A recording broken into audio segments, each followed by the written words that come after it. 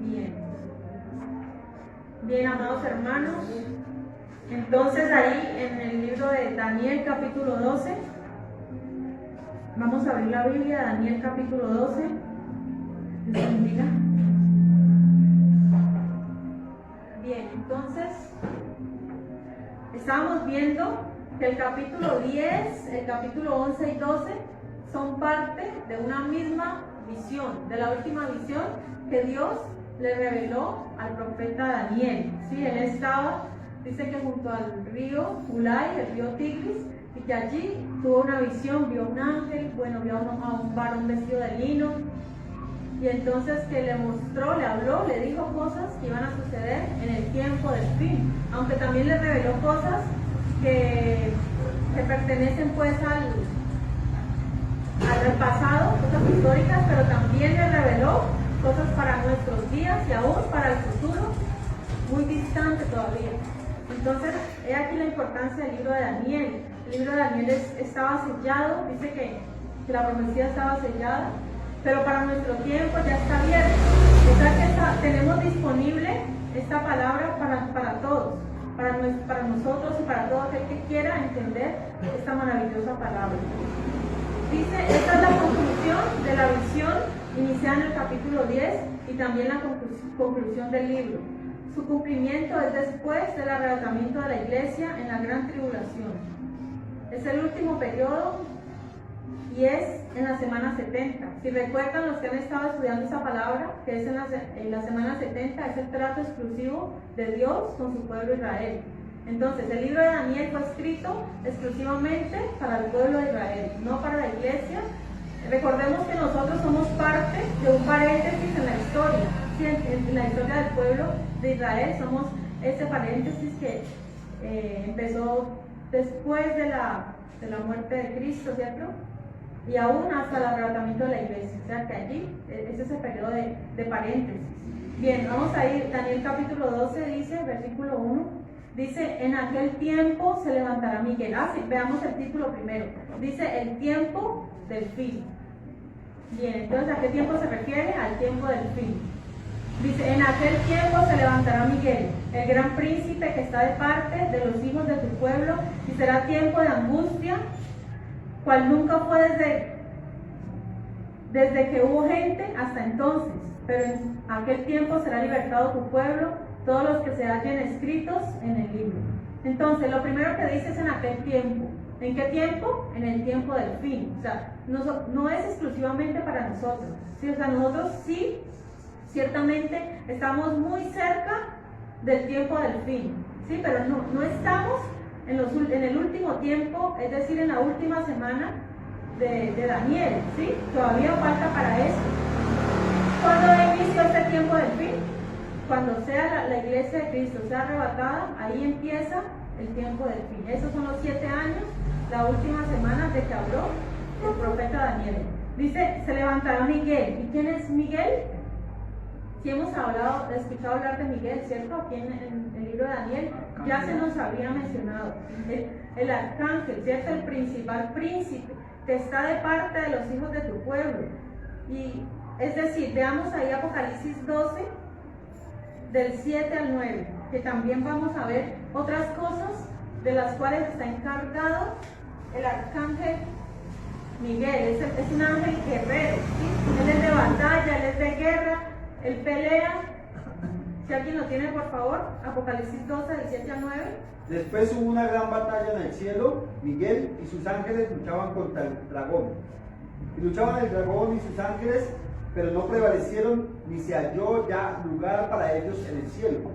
Y fue lanzado fuera el gran dragón, la serpiente antigua que se llama Diablo y Satanás, el cual engaña al mundo entero. Fue arrojado a la tierra y sus ángeles fueron arrojados con él.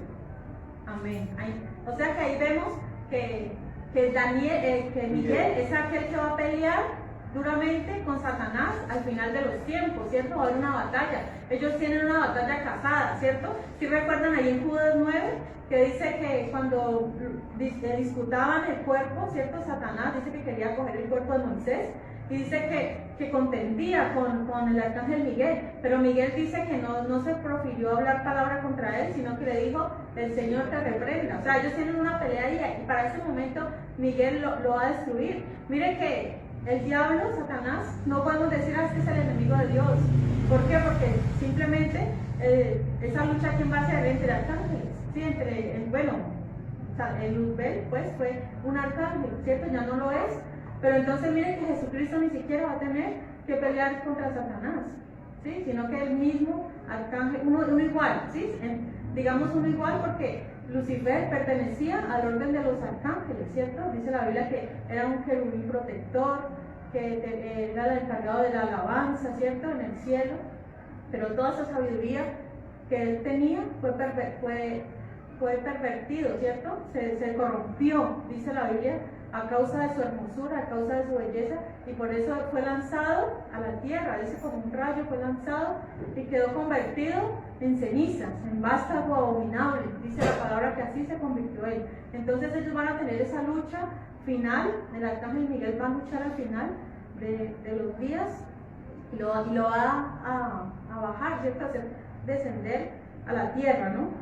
Hay de los moradores de la tierra, dice la Biblia, porque para los que mueren en esos días. ¿Por qué? Porque dice el diablo ha venido con gran ira contra vosotros, ¿cierto? Sabiendo que le queda poco tiempo.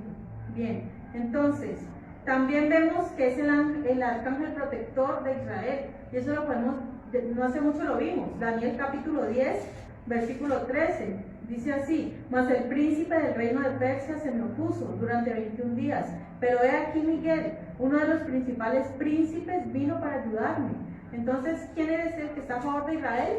El arcángel Miguel. Entonces ahí lo vemos en la Biblia en diferentes momentos a favor de su pueblo Israel y luchando y venciendo, amén, contra Satanás.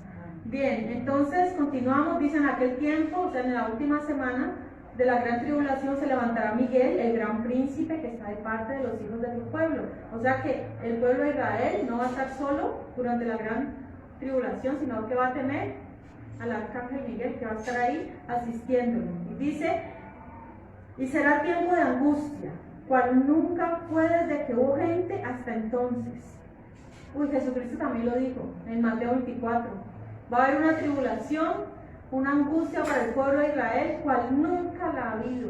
Sí, miren, ni el holocausto nazi, ni en los tiempos de Antíoco Epífanes, que ya vimos quién fue este perverso, ni el tiempo de la cautividad en Babilonia, ni el tiempo de los emperadores romanos, o sea, nada de esto va a ser comparado con lo que viene para el pueblo de Israel. O sea, la angustia, el dolor que va a venir sobre el pueblo de Israel va a ser impresionante, nunca antes visto, dice la Biblia.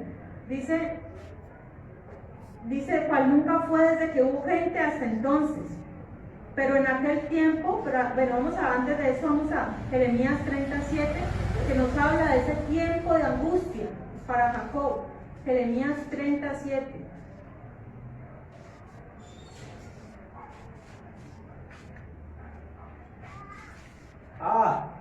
Cuán grande es aquel día, tanto que no hay otro semejante a él. Tiempo de angustia para Jacob, pero de ella será librado. Amén. Entonces, mire, a pesar de la tremenda angustia que va a vivir, Dios promete que será libertado. Vamos también a Mateo 24, versículo 21. ¿Cómo le llamó Jesús a este tiempo? Mateo 24, 21.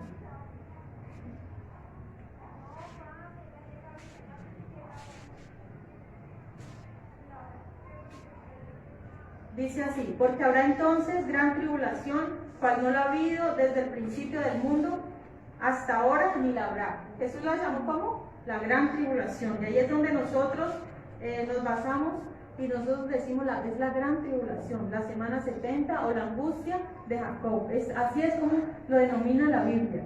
Dice, el remanente de Israel será preservado.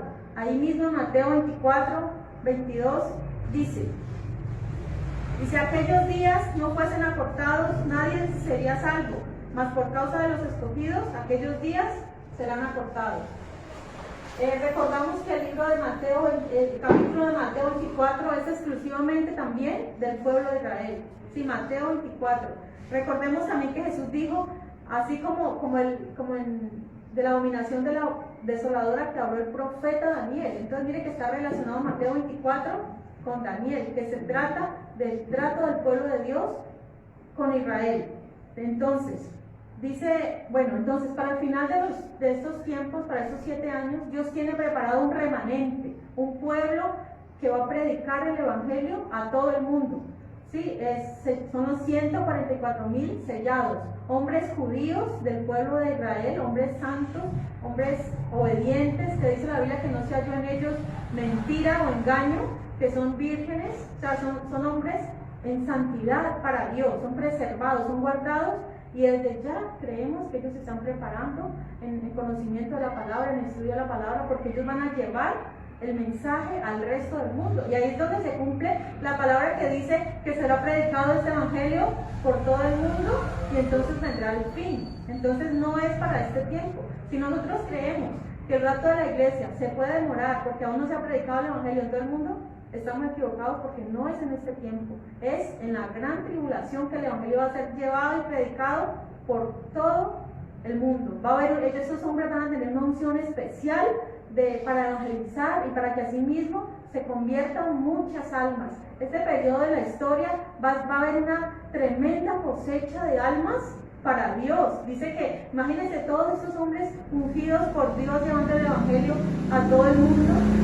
Este va a ser un remanente glorioso, que ellos son los entendidos que llama la Biblia de los últimos tiempos, los entendidos que van a llevar el mensaje. Y también tenemos a los 2 testigos, que ellos también, obviamente, como su nombre lo indica, van a dar testimonio de quién, de Jesucristo, de la salvación, del Mesías, porque en aquellos días va a venir un falso Mesías, ¿cierto? Que va a decir que Él es el Cristo y a muchos engañará, ¿cierto? El anticristo. Pero para eso, Elías y Moisés, creemos que se trata de ellos dos, son los que van a dar testimonio de Jesucristo, ¿sí? De lo que ellos vivieron y de todas las experiencias que tuvieron con Jesucristo, porque así lo vemos en la transfiguración. Ellos estaban allí, aunque ellos son parte del Antiguo Testamento, ellos estuvieron presentes en la transfiguración, o sea que ellos fueron testigos oculares de Cristo, de la obra de la obra que ellos hicieron, que Jesús hizo en la tierra. Bien, entonces vamos allá a Romanos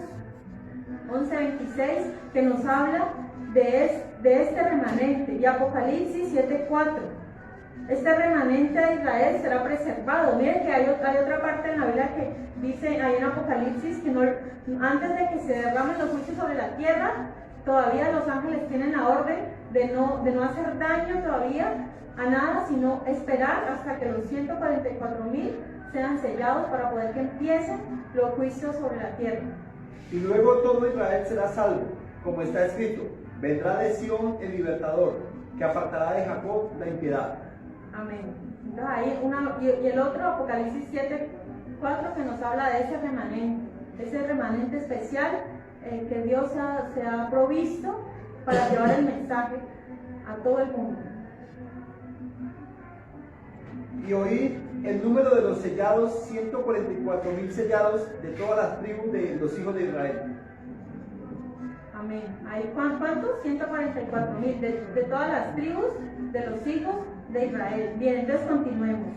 Dice, pero en aquel tiempo será libertado tu pueblo. O sea, al final de los 7 años, el pueblo de Israel va a ser libertado. O sea, primero es oprimido durante 7 años, pero luego será libertado. Dice, pero mire lo que dice: todos los que se hallen escritos en el libro. Entonces ya nos hablaba de un remanente, de un pueblo especial que va a ser redimido. ¿Y de qué libro se trata? Devolvámonos un poquito, que eso ya lo vimos en estos días, Daniel 10, que nos habla de un libro, Daniel 10:21, que nos habla acerca del libro de la verdad. Dice, pero yo te declararé lo que está escrito en el libro de la verdad, y ninguno me ayuda contra ellos, sino Miguel, vuestro príncipe. Habíamos hablado que la Biblia nos dice acerca del libro de verdad, pero es muy probable que se trate el libro de la vida, este maravilloso libro que a través de toda la Biblia vemos que nos habla de escritura, del libro de la vida.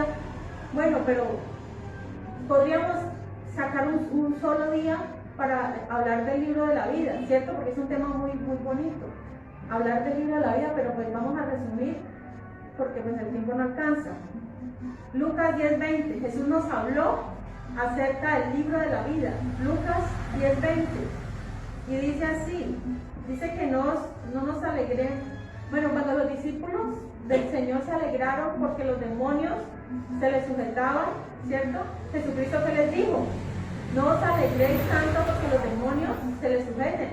Alégrense que vuestro nombre esté escrito en el libro de la vida. Y miren que el libro de la vida en sí mismo encierra un gran misterio, ¿cierto? Yo he encontrado muchos misterios del libro de la vida. ¿Por qué? Porque hay quienes piensan que desde que la persona nace, ya como que está escrito el nombre de cada uno, ¿cierto? Sino que a medida de que la persona va pecando, ya va adquiriendo conciencia, uso de razón, y esa persona no se convierte de sus pecados, no se convierte a Cristo, esa persona va siendo borrada, ¿cierto? Es algo de lo que creemos. Pero hay unos que piensan, contrario a esto, de que la salvación se puede perder y que el nombre es borrado. Sí, hay unos dicen, no, una vez salvo, siempre salvo.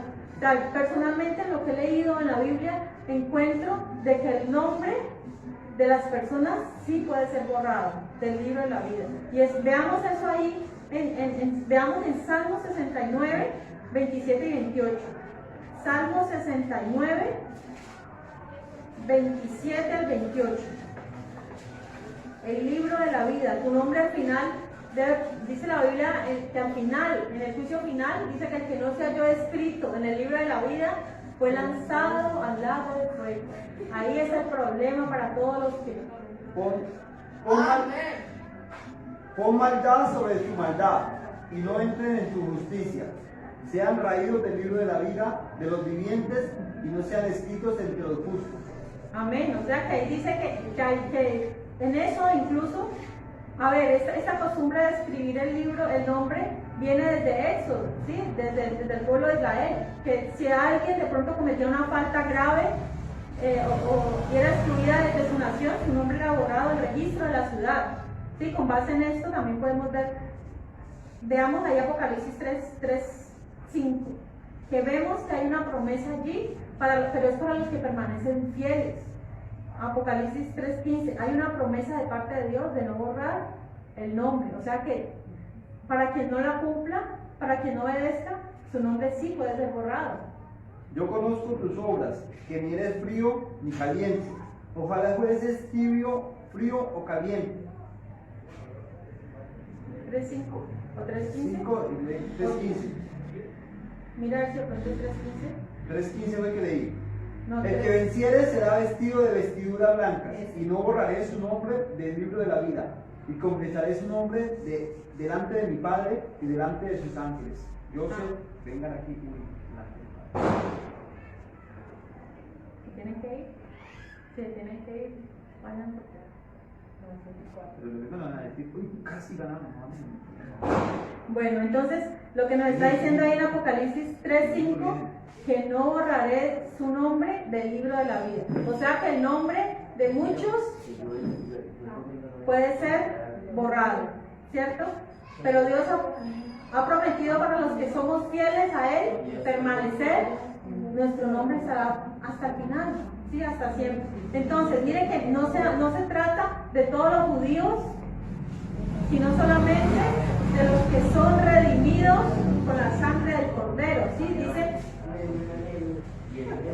todos los que se hallan. Hay otro versículo muy bonito, veamos ahí, Apocalipsis 13:8, que también nos habla del libro de la vida. Apocalipsis 13:8.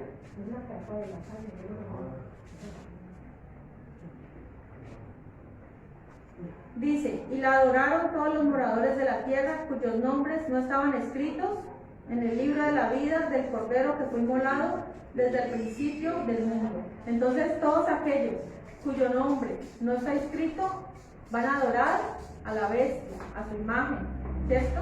Ellos son los que se van a hacer poner la marca del anticristo, ¿cierto? El 666, dice que en la frente o en la mano derecha. Todos los que no estén escritos desde antes, o sea, ahí parece que hubiera como ¿cómo le llamamos? Una predestinación, ¿cierto? Pareciera. Pero recordemos algo. Yo siempre enseño esto y siempre le digo, bueno, Dios mío, pero ¿cómo así? ¿Qué es la predestinación? O sea, somos desde antes, Dios nos tenía para salvación, y por qué unos sí, por qué otros no, ¿cierto? En este sentido podemos decir, bueno, pero entonces Dios sería injusto, ¿cierto? Que escoja a unos y a otros no. Pero mire, ¿por qué Dios nos escogió a nosotros? ¿Por qué? Porque Él sabía, dice la Biblia, que el que no creyó ya ha sido condenado, ¿cierto? Entonces Dios sabía quiénes iban a creer y quiénes no. No es que Dios escoja si usted sí, usted no, sino que el que iba a creer, entonces Dios a esa persona la escogió, pero por eso, porque él iba a creer, más el que no creyó, pues él fue condenado. Estos son los que no estaban escritos desde antes de la fundación del mundo en el libro de la Biblia. Amén. Bien, continuamos ahí en el versículo, todavía no hemos salido del versículo 1, ¿no? Versículo 2, dice, y muchos de los que duermen en el polvo de la tierra serán despertados, unos para vida eterna y otros para vergüenza y confusión perpetua. Ya nos está hablando claramente de que va a haber una resurrección de muertos, ¿cierto? Pero mire que allí dice que nos habla de dos clases de muertos, ¿cierto? Unos salvos y otros condenados, ¿cierto? Pero ahí pareciera que fuera un mismo día. Eso va a ser un evento, en un momento, la resurrección general de todos los muertos. Pero no es así. Simplemente recordemos que antes, para el tiempo de Daniel, la revelación fue dada progresivamente. A medida que iban pasando los años, Dios iba revelando más y más y más. El arrebatamiento de la iglesia fue revelado hasta el apóstol Pablo. A él le fue revelado, o sea que los profetas del Antiguo Testamento no sabían. Algunos no sabían ni siquiera que era la iglesia, que la iglesia iba a existir, no lo sabían. Entonces por eso allí se muestra de una sola vez, como si fueran un mismo día, pero no es así. Ese es otro tema también de las resurrecciones, que también mereciera también otro tema especial. ¿Por qué? Porque es importante a veces aclarar este tema de la resurrección, ¿cierto? Pero vamos a ver así rápidamente. Hay distintos turnos para la resurrección. Vamos a ir a 1 Corintios 5:20 al 25. Sí, hay distintos turnos. Primeramente, Cristo. ¿Por qué? Porque Él fue la primicia para todos.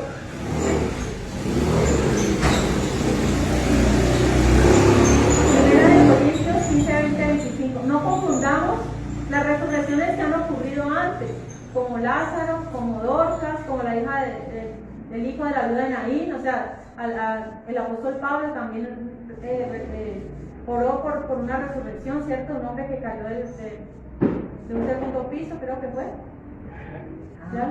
O sea, no confundamos. ¿Por qué? Porque Dios los resucita, pero después vuelven y mueren, ¿sí? Pero ahí se refiere a la resurrección del cuerpo glorificado.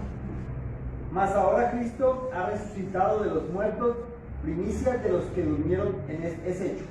Porque por cuanto la muerte entró por un hombre, también por un hombre la resurrección de los muertos.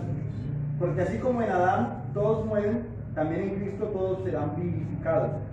Pero cada uno en su debido orden. Cristo las primicias, luego los que son de Cristo en su venida. Luego el fin, cuando entregue el reino de Dios y Padre, cuando haya suprimido todo dominio, toda autoridad y potencia. Porque preciso es que Él reine hasta que haya puesto a todos sus enemigos debajo de sus pies. Amén. Entonces, ¿qué dice? ¿Cuál es la primicia? Cristo las primicias. Cristo fue el primero que resucitó de entre los muertos, ¿cierto? ¿Después quién? Los que han creído. Después, 1 Tesalonicenses 4:13 nos habla o sea, primero Cristo, aunque mire, cuando Cristo resucitó, también se levantaron, dice que otros, ¿cierto? Otros también ellos también pueden estar ahí dentro de ese turno, digámoslo, después de Jesús, pero veamos generalmente 1 Tesalonicenses 4:13 y 16. Tampoco queremos, hermanos, que ignoréis acerca de los que duermen, para que no os entristezcáis como los otros que no tienen esperanza. Porque si creemos que Jesús, 16 o 16. Sí, 16. Porque el Señor mismo, con voz de mando, con voz de arcángel y con trompeta de Dios, descenderá del cielo y los muertos en Cristo resucitarán primero. Amén. ¿Digo? Sí. Luego, nosotros los que vivimos, los que hayamos quedado, seremos arrebatados juntamente con ellos en las nubes para recibir al Señor en el aire y así estaremos para siempre con Él. Amén. Entonces, ¿qué dice? Los muertos en Cristo resucitarán primero. O sea que los salvos del Antiguo Testamento, Abraham, David, todos ellos, ¿qué pasa? No van a resucitar en ese momento, ¿cierto? Bueno, pues a ver, este tema está complicado, ¿sí? ¿Quiénes son los muertos? Primero que todo, ¿quiénes son los muertos en Cristo? Los que creyeron en Cristo. En Cristo, desde la iglesia, los apóstoles, ellos murieron en Cristo. Pero antes de Cristo, los otros profetas fueron salvos, pero del Antiguo Testamento, ¿sí? Ellos no van a resucitar en el día del arrebatamiento de la iglesia. ¿Por qué? Porque ellos no forman parte de la iglesia, solo la iglesia, ¿sí? Y precisamente es lo que estamos viendo, y yo sé que es difícil de entender esto, pero vamos allá a Apocalipsis 11:11, que ahí nos muestra que hay una resurrección para los santos y que es al final de la gran tribulación. ¿Por qué? Porque estamos hablando que Daniel fue un libro escrito ¿para quién? Para el pueblo de Israel, ¿sí? El pueblo de Israel. 11:11. Ah, perdón, estamos hablando de los dos testigos. Pero sí, léelo por favor. Apocalipsis 11:11. Pero después de 3 días, él los dio en ellos espíritu de vida enviado por Dios, y se levantaron sobre sus pies y cayó gran temor sobre los que lo vieron. Bien, entonces ahí nos está hablando de que a mitad de la gran tribulación va a haber otra resurrección. ¿De quién? De Elías y Moisés, y ellos son los dos testigos, ¿sí? Ellos van a resucitar. Y vamos allí aquí en Daniel 12:2 nos habla de 2 resurrecciones. Vamos a ir también a ver en Apocalipsis 20, del 5 al 6. Ahí es la resurrección de los santos del Antiguo Testamento y además los que murieron durante la gran tribulación. Pero los otros muertos no volvieron a vivir hasta que se cumplieron 1000 años. Esta es la primera resurrección. Bienaventurado y santo el que tiene parte en la primera resurrección. La segunda muerte no tiene potestad sobre ellos, sino que serán sacerdotes de Dios y de Cristo y reinarán con él 1000 años. 1000 años. Entonces, ¿sí estás viendo que ahí habla de otra resurrección? De los que mueren durante la gran tribulación y los santos del Antiguo Testamento. ¿Sí? Bueno, ¿le queda la duda? Bueno, hay cosas que no podemos saber a plenitud, ¿cierto? Solamente lo sabremos en aquel momento.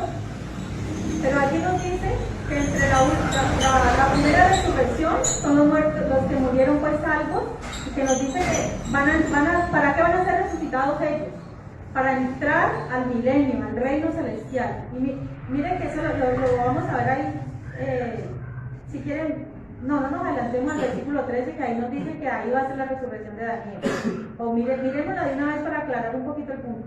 Versículo 13, Daniel 12:13, dice: y tú irás hasta el fin, y reposarás, y te levantarás para recibir tu heredad al fin de los días. Ahí está diciendo que Daniel en qué momento va a resucitar. Al fin. ¿De qué fin estamos hablando de este contexto?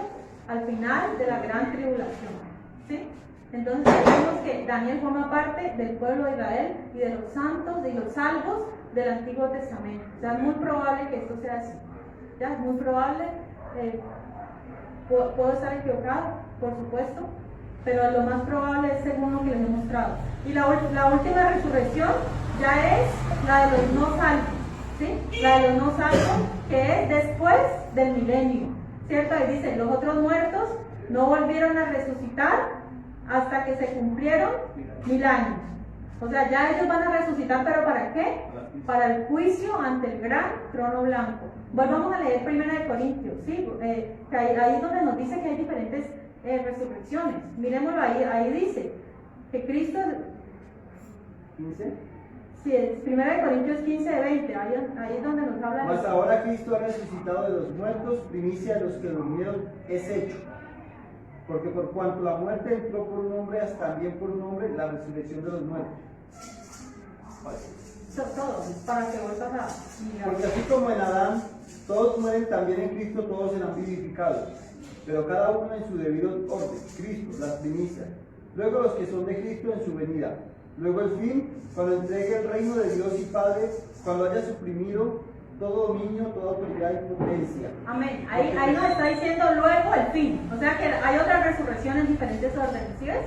Que luego los del fin, cuando ya todo dominio de Satanás haya sido sujeto y llegue el reino de Cristo. ¿Sí? Ellos van a resucitar ¿para qué? Para el milenio. Ellos van a reinar con Cristo. ¿Sí? Bien, entonces, bueno, ahí más o menos, ¿cierto? Más o menos ahí entendimos. Dice, estamos en el versículo 2, pasamos al 3.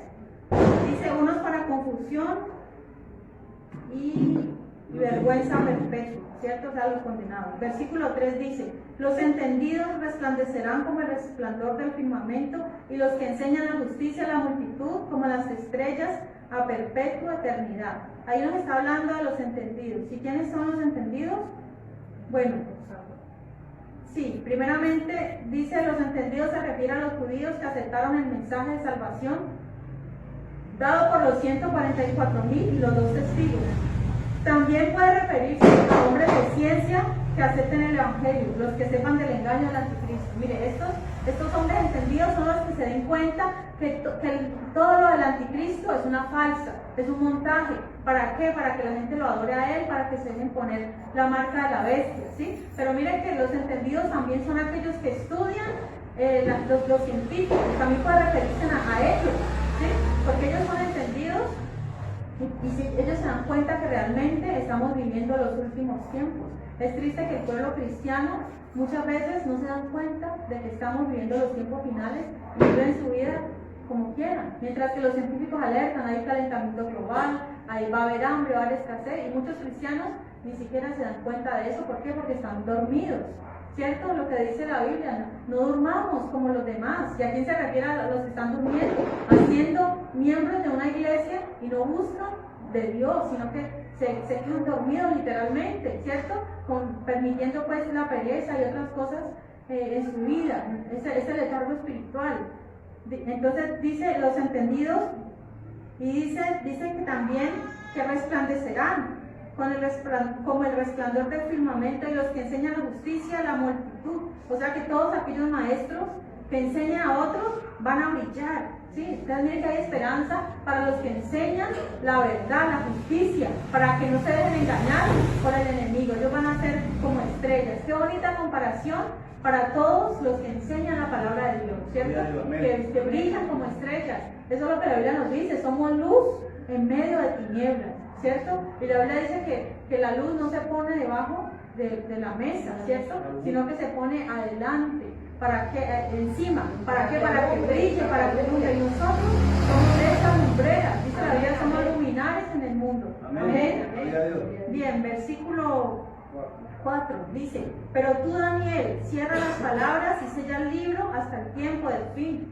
Muchos correrán de aquí para allá y la ciencia se aumentará. Entonces, ¿qué fue lo que le dijo el Señor a Daniel? Cierra las palabras. O sea, no quiere decir, vaya a esconder el libro por allá debajo donde nadie lo encuentre. No se refiere a eso, sino que guarda las palabras, preserva las palabras. Porque ahorita, para el tiempo de Daniel, nadie iba a entender. O sea, nadie iba a comprender. Estos misterios eran para el tiempo del fin. O sea que en el tiempo último iban a ser revelados para los que vivan en ese tiempo. Miren, nosotros no tenemos todavía la revelación total, porque no estamos en esos tiempos. No estamos en los 7 años de gran tribulación. Pero para ese tiempo, la gente aún va a entender aún más de qué se trata. Y veamos ahí en Apocalipsis la orden que le fue dada a Juan, ¿sí? Que es lo contrario. Bueno, eso creo que es Apocalipsis 22:10. Perdón, sí, Apocalipsis 22:10. Es lo contrario, ¿no? Aquí vemos la orden contraria. A Juan él se sella, no es para tu tiempo, pero veamos en Apocalipsis 22:10. No selles las palabras de la profecía de este libro, porque el tiempo está cerca. Amén. O sea que la palabra ya no está sellada, o sea, ya no está encubierta, ya, o sea, ya puede ser leída por nosotros. ¿Por qué? Porque vamos aumentando nuestro saber, nuestro conocimiento de la Biblia. Mire que dice, hasta el tiempo del fin, dice, muchos correrán de aquí para allá y la ciencia se aumentará. O sea, lo que normalmente escuchamos la interpretación, ¿cuál es? Es que en el último tiempo van a haber muchos viajes, se han incrementado los viajes en avión, que la gente viaja rápido, la velocidad, ¿cierto? Y la ciencia, pues toda la tecnología y todo eso. Pero mire, o sea, esto sí lo estamos viviendo y la ciencia, la tecnología ha aumentado mucho, pero no se refiere aquí, en esta parte de la Biblia, no se refiere a eso. ¿Sí? No se refiere a los viajes en avión, no se refiere a la ciencia, a la tecnología, no. Se refiere a que en la Biblia, ¿qué significa la palabra ciencia? Cuando leemos el don de ciencia, ¿qué es la ciencia? Conocimiento. Eso es lo que significa en la Biblia ciencia. Conocimiento. Entonces, el conocimiento va a aumentar. La gente va a correr de aquí para allá, es decir, en la Biblia. Es como si cogieran la escritura, la Biblia, y quisieran leer rápidamente para entender más y más acerca de qué. O sea, la Biblia para esos tiempos va a ser como el periódico, ¿sí? Aún más. Van a encontrar más información en la Biblia. ¿Por qué? Porque ellos van a darse cuenta de qué es lo que viene. Así como en el Apocalipsis, como en Daniel.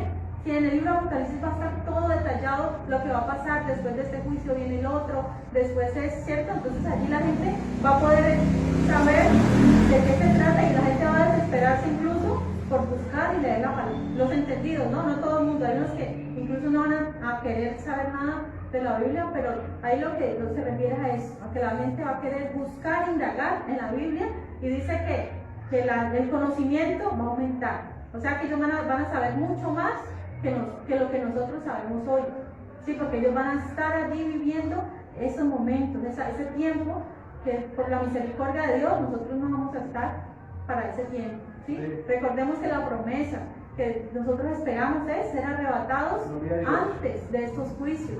Mire que este es el trato de Dios con el pueblo de Israel, pero también todos los gentiles que no se arrepintieron, todos aquellos que, aunque escuchan la palabra, no son hacedores.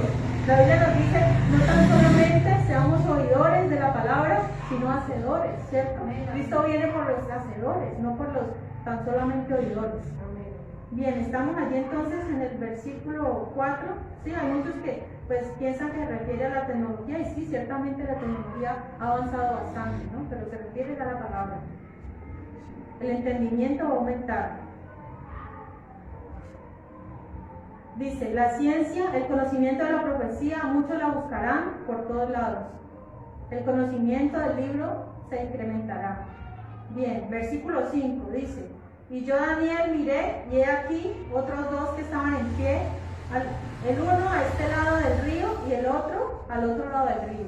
¿De qué varón nos está hablando? De dos ángeles. ¿Se acuerdan al principio de la visión? Que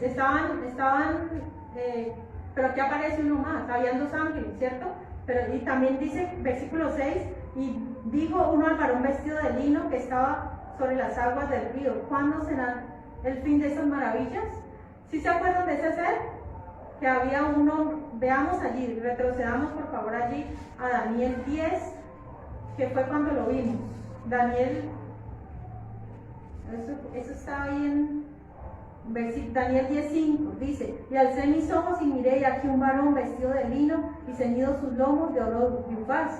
Dice, su cuerpo era como de berilo y su rostro parecía un relámpago. O sea, ahí da unas descripciones que nosotros llegamos a la conclusión de que se trataba del Señor Jesús glorificado, así, porque esa visión así mismo la tuvo el apóstol Juan, ¿sí? Entonces, consecuentemente con eso, vemos que se trata del Señor Jesús. Hay dos ángeles, o sea, imaginemos esa escena, un ángel a la derecha, otro a la izquierda, y ahí en medio del río, a un varón vestido de lino y ufaz, ¿cierto? El Señor Jesucristo, y ellos empiezan un diálogo, ¿cierto? Entre ellos, ahí no está Daniel, sino que es un diálogo entre ellos. Dice, y dijo uno al varón vestido de lino que estaba sobre las aguas del río, o sea, estaba dentro del agua. Dice, ¿cuándo será el fin de estas maravillas? Si nos recuerdan esa pregunta allí en Mateo 24, cuando Jesús estaba sentado y también le preguntaron, ¿cierto? Que cuándo serán estas cosas y qué señal habrá de tu venida, ¿cierto? Eso es una pregunta muy similar. Versículo 7 dice: y oía el varón vestido de lino que estaba sobre las aguas del río, el cual alzó su diestra y su siniestra, o sea, alzó sus dos manos al cielo y juró por el que vive por los siglos, que será por tiempos y la mitad de un tiempo. Entonces ahí dice que Jesús incluso jura tal vez por sí mismo, ¿cierto? ¿Por cuánto tiempo será? Por tiempos y la mitad de un tiempo. Eso ya lo hemos visto bastante, ¿cierto? Pero recordemos de qué se trata. Un tiempo es un año, 2 tiempos, 2 años, y medio tiempo, medio año. O sea, 3 años y medio. Es la misma cifra que en el libro de Apocalipsis aparece como 42 meses o 1260 días. Ya se refiere la semana 70 se divide en 2, un periodo de tribulación y un periodo de gran tribulación. O sea que ahí está hablando de la última parte de la tribulación. Dice, y cuando se acabe la dispersión del poder del pueblo santo, todas estas cosas serán cumplidas. O sea, allí Daniel simplemente estaba escuchando eso, ¿cierto? Los 2 ángeles están hablando y le preguntan a Jesús cuándo será esto. A Cristo, recordemos, posencarnado, o sea, después de al Cristo glorificado, mejor dicho, ¿sí? Porque así como lo vio allí el apóstol Juan, ya era glorificado, ya después de haber resucitado. Dice la dispersión del poder del pueblo santo, dice, la rebelión de Israel será quebrada finalmente al final de la gran tribulación, y muchos se convierten. Dice, el pueblo santo desolado, la humillación más baja de Israel, la dispersión total de su poder, cuando los judíos ya no puedan depender para su liberación de ningún poder humano. Es decir, que este periodo va a ser el peor periodo de la historia de Israel. Israel ha vivido muchos momentos difíciles, muchos. Israel vive en guerras, en constantes guerras desde el inicio, ¿cierto? Y este tiempo va a ser el peor, pero va a recibir una humillación total. Cuando ya no puedo más, entonces ahí es cuando viene la esperanza, es cuando viene Jesucristo, ¿cierto? Viene libertado. Exacto, él dice va a ser libertado el pueblo, ¿cierto? ¿Y quién es el libertador? El Señor Jesucristo, Él va a ser su libertador. Y ahora sí, ya va a ser, recordemos algo, cuando en la primera venida el pueblo de Israel quería un libertador, ¿cierto? Quería que viniera un guerrero, algo así como Alejandro Magno, ¿cierto? Que llegara en caballo, con espada, que llegara a libertarnos del imperio romano y de todos sus enemigos. Pero ¿qué pasó? Jesucristo no vino así. Jesucristo vino humilde, ¿cierto? Dice que entró, la entrada triunfal fue en un asna, ¿cierto? Jesucristo vino muy humilde. Dice que lo escupieron, lo pisotearon, se burlaron de él. Y se burlaban de él porque no creían, ¿cierto? Que él era el Mesías y que él venía a libertarlos. Pero en su segunda venida sí vendrá como aquel guerrero. Dice que vendrá con espada en caballo blanco. Ahí sí ya vendrá, mejor dicho, como el juez. Vendrá como el gran guerrero que ellos esperaban antes. Ahora sí vendrá de esa manera. Y viene a derrotar a todos los enemigos del pueblo de Israel. Bien, dice... Listo, ahí terminamos el versículo 7. Entonces, cuando ya Israel ya no pueda más, todo esto va a ser cumplido. Versículo 8 dice: y yo oí, mas no entendí. Y dije: Señor mío, ¿cuál será el fin de estas cosas? Él respondió: anda, Daniel, pues estas palabras están cerradas y selladas hasta el tiempo del fin. Mire, Daniel, un hombre sabio, no entendió, ¿cierto? No nos preocupemos si de pronto no entendemos algo en la Biblia, ¿sí? Muchas veces eso nos puede pasar a todos, que leemos algo y no lo entendemos, ¿sí? A Daniel le pasó, estuvo mirando la conversación entre ellos, pero no la entendió, pero él no se quería quedar con la duda. Él dijo: Señor, dime algo porque no entiendo. ¿Cuándo será? ¿Cuál será el fin de estas cosas?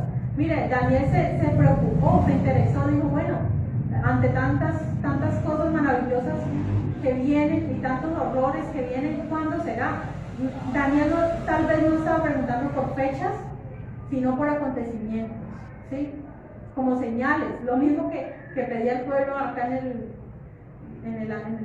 cuando Mateo, ¿cierto? En el libro de Mateo que dice que qué señal habrá y todo esto de tu venida, del fin del siglo. Daniel también quiso tener estas señales. Pero ¿cuál fue la respuesta? Anda, Daniel, o sea, vete, pero esa palabra lo que quiere decir es cálmate, vete. Es decir, que se le aparten esos pensamientos de tantos interrogantes mentales. Yo sé que a todos nos pasa que hay momentos que nos hacemos preguntas de la Biblia, preguntas acerca de Dios, acerca de la iglesia, acerca de la salvación, acerca de muchas cosas. Todos nos las hacemos, todos tenemos preguntas, ¿cierto? Y a veces, ¿qué es mejor para nosotros? Olvidarlas. ¿Por qué? Porque todavía no es el tiempo de que tengan su respuesta. Sí, todavía no es tiempo. Todo no ha sido revelado todavía a todos. No hay una persona que pueda decir, es que yo entiendo toda la Biblia, todo me he revelado. Imagínense que Daniel tenía mucho más sabiduría y conocimiento, 10 veces más que cualquier humano normal. Imagínense entonces nosotros, ¿sí? Que sí tratamos de entender la palabra y orar y que Dios nos revele, pero no todo va a ser revelado todavía, todo en su debido tiempo. La revelación siempre iba siendo progresiva hasta que se llegue el conocimiento final de todo. Dice, pero el Señor le dijo, anda Daniel, no intente, o sea, queriéndole decir, no intente comprender algo que usted no entiende ahora, porque no es para su tiempo. Tal vez nosotros ahora podamos entender un poquito mejor, porque ya hemos pasado más de 2000 años de lo que Él recibió esta revelación, ¿cierto? Más de 2500 años. Han pasado ya, o sea, para nosotros es más fácil tal vez entender estos tiempos, estos momentos que dice la Biblia. Bien, versículo 10. Muchos serán limpios y emblanquecidos y purificados. Los impíos procederán impíamente y ninguno de los impíos entenderá, pero los entendidos comprenderán. Entonces los entendidos son los que buscan de Dios, los que buscan la revelación. Ellos son los que van a entender y van a ser purificados. Pero los impíos, los que quieren seguir en su pecado, en su maldad, ellos no van a ser limpiados, ellos van a seguir. Vamos a Apocalipsis 22:11, que es el último capítulo de la Biblia. Yo le encontré una similitud. Sí, Apocalipsis 22:11. El que es injusto sea injusto todavía, y el que es inmundo sea inmundo todavía, y el que es justo practique la justicia todavía, y el que es santo santifíquese todavía. Amén. Ahí es que está diciendo el ángel, ya, o sea, ya no hay nada que hacer, ya está en el último tiempo. Si usted quiso continuar en su inmundicia, le predicaron, le hablaron y no quiso apartarse, pues ya quédese ahí porque ya qué más va a hacer. Sí, ya tiempo tuvo. Sí, es lo que está diciendo. Si usted es santo, santifíquese más. ¿Sí? Eso es lo que está queriendo dar a entender. Ya el que no quiso, pues por más tiempo, por más oportunidad que tuvo, pues ya hay momentos en los cuales ya nada se puede hacer, ¿cierto? Versículo 11. Y desde el tiempo que sea quitado el continuo sacrificio hasta la abominación desoladora, habrá 1290 días. Mire, otro dolor de cabeza para los que estudiamos la Biblia, este versículo. ¿Por qué? Porque no es fácil de entender, hay cosas que son difíciles de entender. ¿Cuánto es que dura la gran tribulación? 1200, y aquí nos está hablando de 1290, ¿cierto? Bueno, primero que todo vamos allá a Daniel 9:27. Daniel 9:27. ¿Cuándo es que ocurren estos dos hechos? Y por otra semana confirmará el pacto con muchos. A la mitad de la semana hará cesar el sacrificio y la ofrenda. Después con la muchedumbre de las abominaciones vendrá el desolador, hasta que venga la consumación y lo que está determinado se derrame sobre el desolador. Amén. Y Daniel 11:31. Dice, y se levantarán de su parte tropas que profanarán el santuario y la fortaleza y quitarán el continuo sacrificio y pondrán la abominación desoladora. O sea, son dos eventos que ocurren ahí mismo, ¿cierto? ¿Qué es la abominación desoladora primero que todo? No, ¿qué es el continuo sacrificio? En el templo se ofrecían dos sacrificios, uno en la mañana y uno en la tarde. Esto para expiar el pecado del pueblo, ¿sí? Ese era el propósito de los sacrificios. Eso es lo que es el continuo sacrificio. Pero ¿qué pasó? llegó la abominación desoladora. ¿Y cuál es esa? Bueno, hay dos partes, ¿cierto? La primera es que Antíoco Epifanes profanó el templo, pero también el anticristo va a profanar el templo. Dice que él va a hacer esa estatua, ¿cierto? Y muy probablemente la lleve al templo, ¿sí? Esa estatua que dice que todos la adoren, para que todo el mundo la adore a esa estatua, y que esa estatua va a tener el poder de decir quién la adora y quién no, y va a hacer mandar a matar a todo aquel que no la adore, ¿cierto? Eso está, entonces esta es una parte, y la otra es que el anticristo, Mateo 24 nos dice que, y en Tesalonicenses nos dice, perdón, en Juan, nos dice que se va a sentar en el templo haciéndose pasar por Dios. Esa es la abominación desoladora, ¿sí? Cuando el anticristo se siente en el templo y diga que él es Dios, eso va a ser un acontecimiento mundial, ese momento, cuando se digámoslo, se inaugure, exacto, y cuando se inaugure también la estatua. Para ese momento, mira, al principio de la gran tribulación, él va a engañar a todos. Todas las religiones son buenas, aquí no tenemos por qué pelear, aquí aceptamos a todos, hinduistas, no. O sea, que se haga pues un ecumenismo al principio de la tribulación, así, porque es lo que la gente quiere una paz, ¿cierto? Que haya una paz mundial, que no se peleen por las religiones, que no, porque pelear, todos somos uno y cosas así, al principio, pero ya después él va a sacar quién realmente él es. ¿Quién es? El mismo Satanás.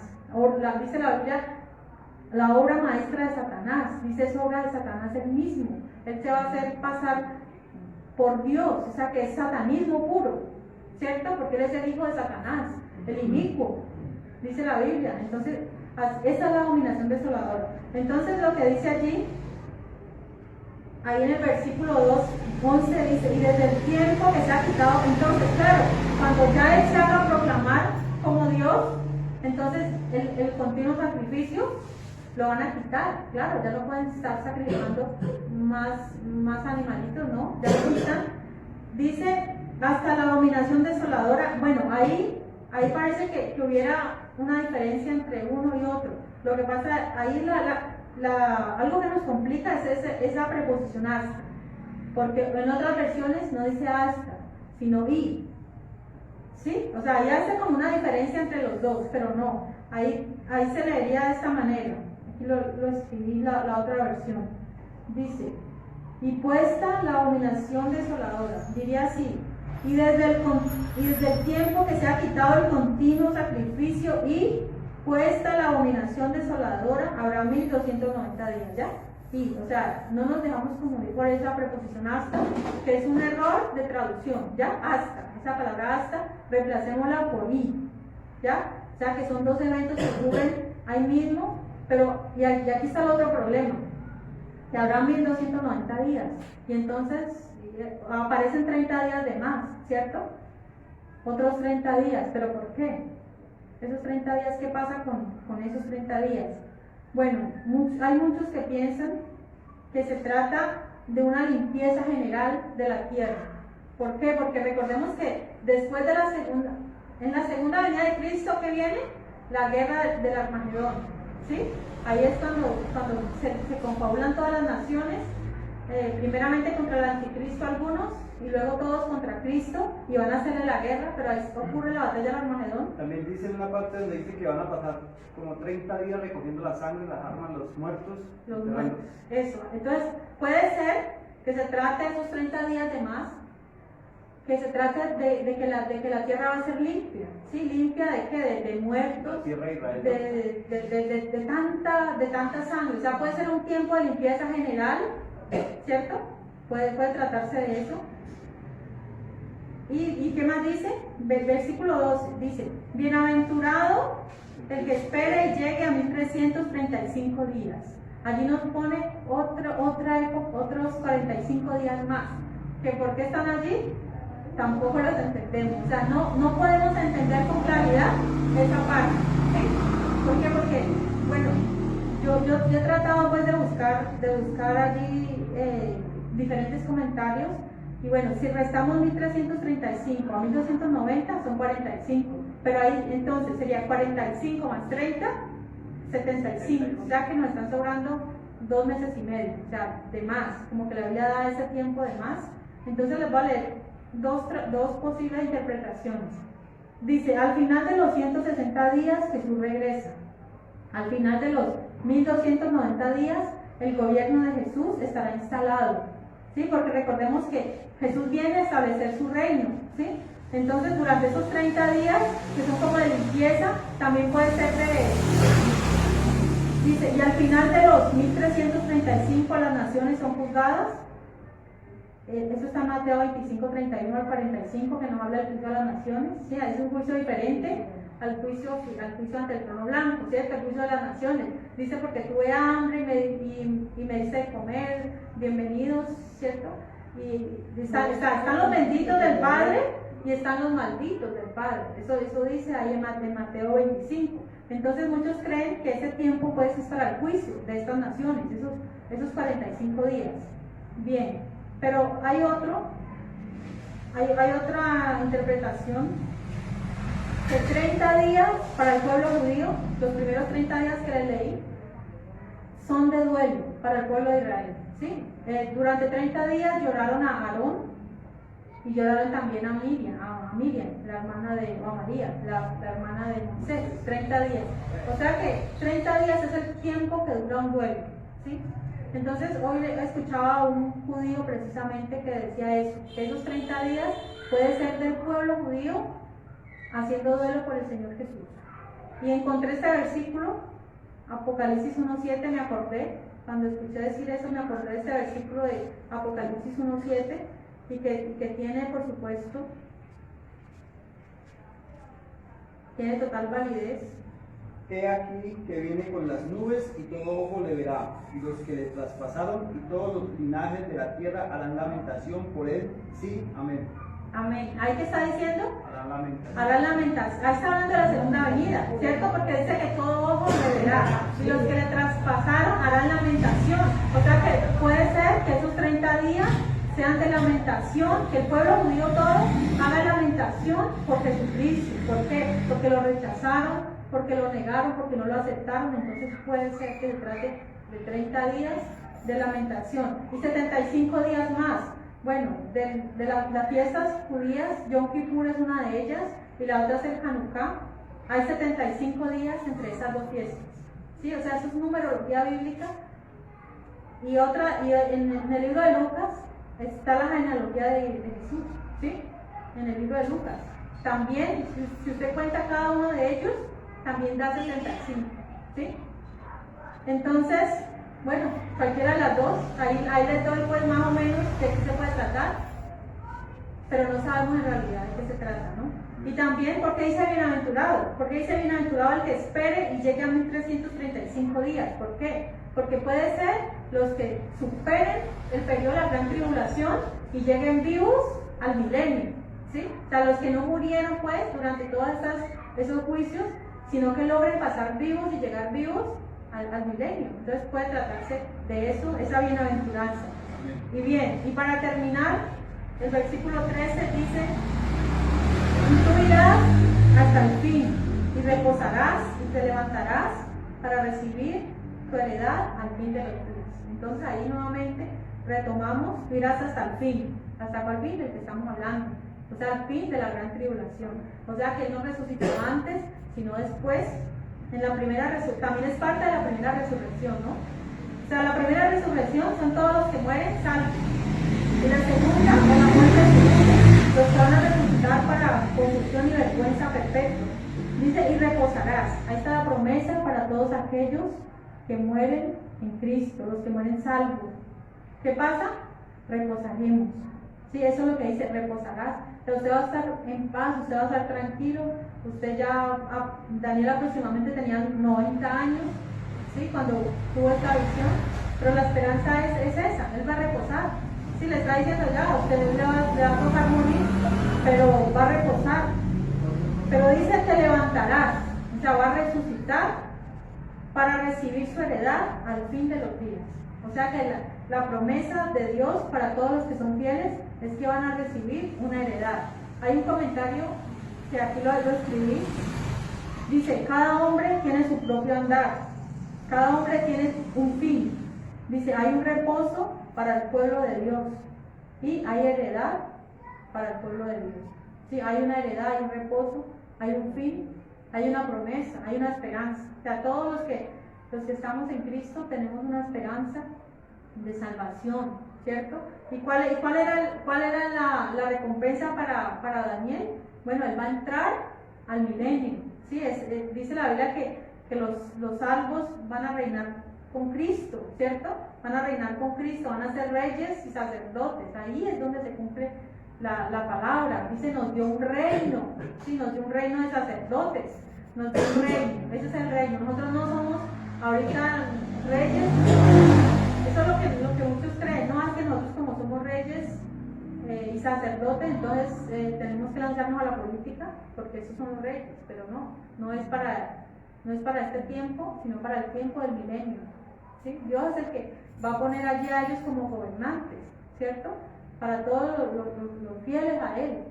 Esa va a ser la heredad de ellos. Y además hay otra promesa. Dijo Jesús, voy pues a preparar lugar para vosotros, voy a preparar morada, ¿cierto? Para que donde yo esté, vosotros también estéis. O sea, es la promesa de nosotros, tenemos nuestra heredad con Él, ¿sí? Todos. Estas palabras dice que debemos alentarnos, dice alentados los unos a los otros con estas palabras, ¿sí? Este libro ha sido de mucha bendición para mí, ¿sí? Para todos los que hemos escuchado, ¿sí? Somos bienaventurados por haber estudiado esta palabra. Y recordemos las promesas que Dios dio para todos los que somos fieles, ¿sí? El Señor Jesús le dijo a la iglesia de Esmirna, sé fiel hasta la muerte y yo te daré la corona de la vida. Amén. ¿Y qué más que nosotros? Miren, nosotros somos aún más privilegiados que los salvos del Antiguo Testamento, ¿sí? Porque nosotros vamos a ser la novia, la esposa del Cordero, ¿sí? Nosotros vamos a ser juzgados en el tribunal de Cristo, por eso se llama el tribunal de Cristo, ¿sí? Nosotros vamos a estar allí en ese juicio. Dice que cada uno va a recibir su obra. Cada uno de nosotros vamos a estar allí presentes recibiendo la recompensa que Dios nos ha dado. Entonces, estemos de pie, le damos gracias a Dios por habernos permitido llegar a este punto de la profecía bíblica. Espero que se hayan aclarado dudas, y si tienen más dudas, si tenemos más dudas, podamos aclararlas igualmente. Si cualquier duda que tengan del libro de Daniel, yo la investigo si no me la sé. La idea es que tengamos claridad y que nos interesemos por el estudio de la Biblia y no nos quedemos solamente allí, avancemos más. Hay otros libros, hay mucho más por aprender. La Biblia dice que los entendidos resplandecerán, ¿sí? Y lo que nosotros aprendemos debemos enseñarlos a otros, amén.